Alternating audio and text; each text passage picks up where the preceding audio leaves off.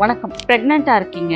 ஆனா, யூசுவலா பிரெக்னென்ட்டா இருக்கும்போது பயம் ஏற்படுத்தக்கூடிய ஒரு விஷயத்த பத்தி தான் இன்னைக்கு பார்க்க போறோம். ஆமாங்க, கரெக்ட் தான். நான் பேச போறது இன்னைக்கு பிரெக்னன்சில ப்ளீடிங் ஆகுறத பத்தி.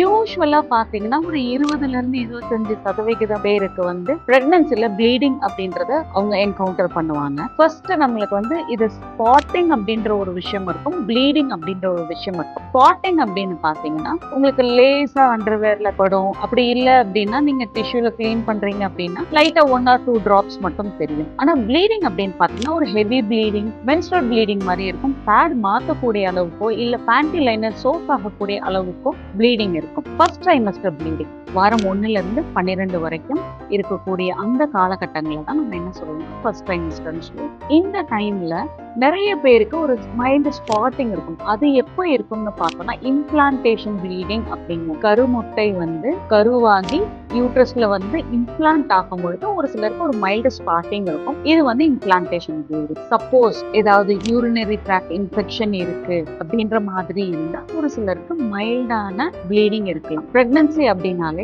ஒரு ஹார்மோனல் சேஞ்சஸ் இருக்கக்கூடிய ஒரு காலகட்டம். அதனாலேயும் ஒரு சிலருக்கு ஸ்பாட்டிங்கோ இல்ல ஒரு மைல்டு ப்ளீடிங்கோ இருக்கலாம்.